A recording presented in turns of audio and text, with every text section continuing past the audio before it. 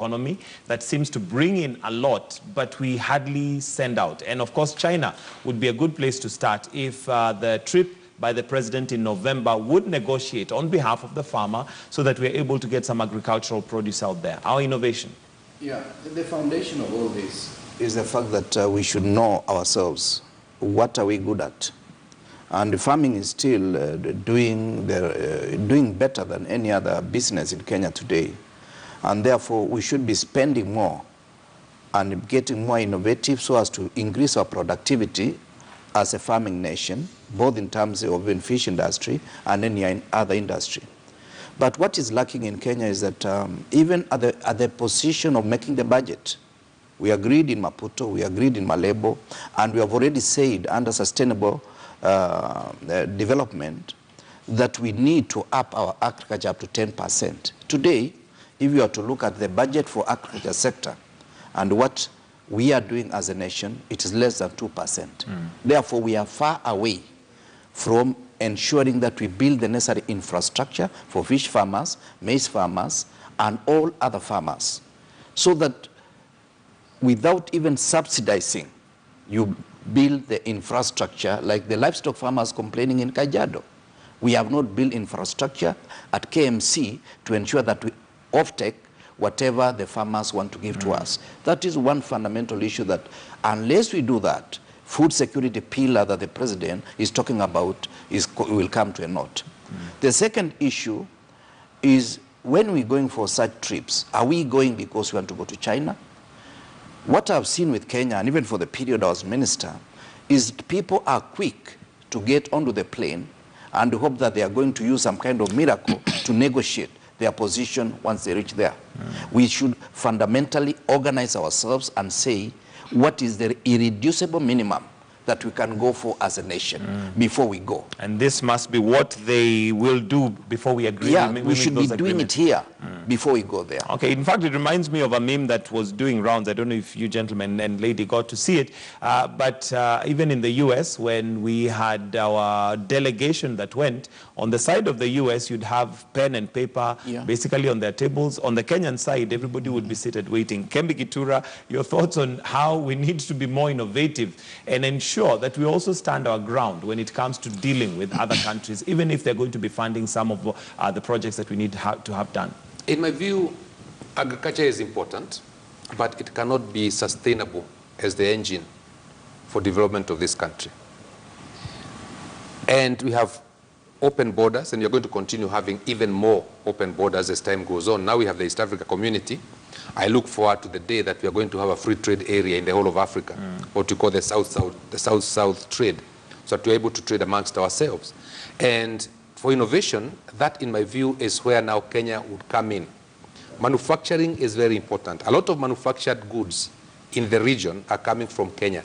They may not be very high-end, but a lot of we're selling a lot of manufactured good in the region, in the East Africa community, all the way to DRC, Democratic Republic of Congo.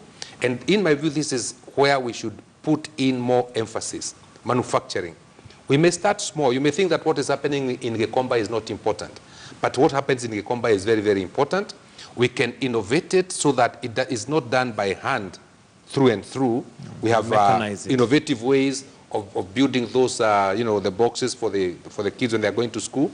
We have more innovative ways of even things like bicycles, which I believe we are still importing, or I don't know where we're getting them from, and things like those. Probably China. Maybe.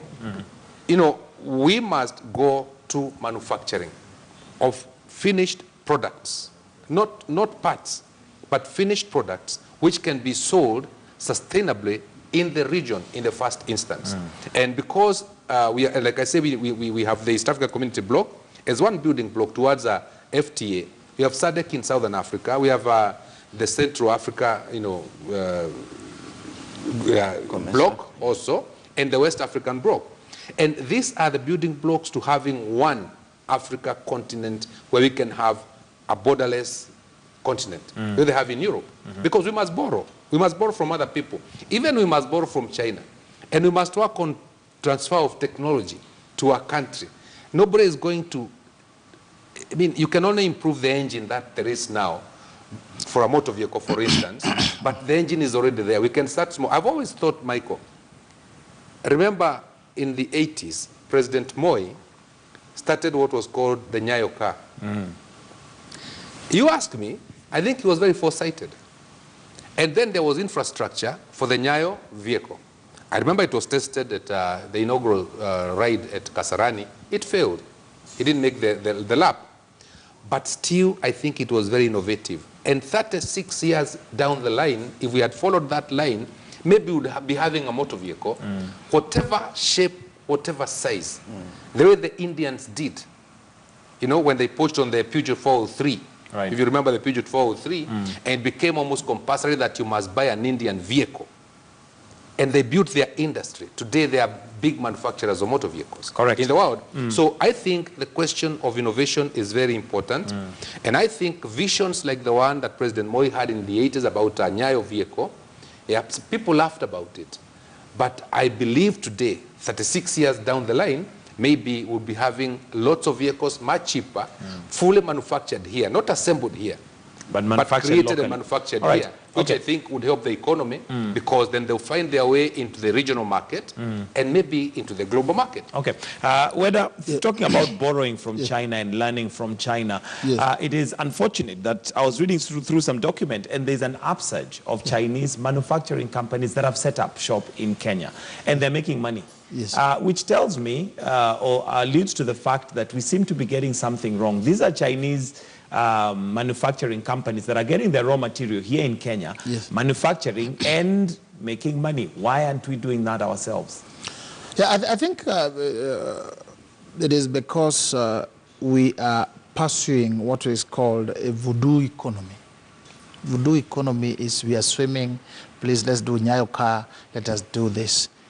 In the kingdom's economy, the kingdom of God, he said it is not good for man to be alone. It means we, as human beings, we are all interconnected, all of us.